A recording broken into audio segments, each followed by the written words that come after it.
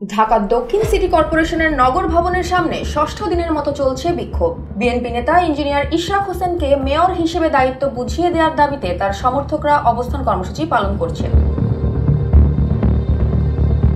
এই প্রেক্ষাপটে মঙ্গলবার সকালে নিজের ভেরিফাইড ফেসবুক পেজে একটি স্ট্যাটাসে আন্দোলনকারীদের প্রতি নতুন নির্দেশনা দেন ইশরাক হোসেন। তিনি বলেন, আমি আন্দোলনরত ঢাকা দক্ষিণ সিটির জনগণ ও ভোটারদের বিনীতভাবে অনুরোধ জানাচ্ছি, ফ্যাসিস্ট হাসিনা ও তার দোসরদের বাদে অন্য কোনো রাজনৈতিক দলের নেতার বিরুদ্ধে যত ক্ষোভই থাকুক না কেন, আমরা তাদের অসম্মান হয় এমন কিছু করা থেকে শতভাগ বিরত থাকব।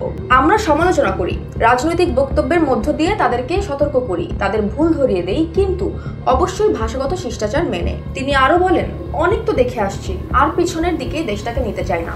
অবশ্যই আমরা রাজনৈতিক প্রতিপক্ষকে মোকাবেলা করব, দেশের বিরুদ্ধে সকল ষড়যন্ত্র রুখে দেব।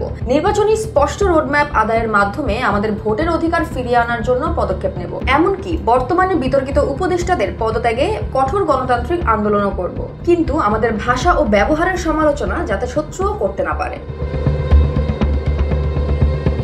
উল্লেখ্য যে উচ্চ আদালতের রায় ও নির্বাচন কমিশনের গ্যাজেট প্রকাশের পরও ইশরাক হোসেনকে মেয়র হিসেবে দায়িত্ব বুঝিয়ে দেওয়া হয়নি। এ নিয়ে সরকারের পক্ষ থেকে বলা হয়েছে, বিষয়টি এখনো উচ্চ আদালতের অধীনে বিচারাধীন। ইশরাক হোসেনের এই আহ্বান আন্দোলনকারীদের মধ্যে শিষ্টাচার ও শৃঙ্খলা বজায় রাখতে সহায়তা করবে বলে আশা করা যায়। চলমান আন্দোলনের ভবিষ্যৎ কোন দিকে মোড় নেয় তা এখন সময় বলে দিবে। Joya Hasan, NPB news.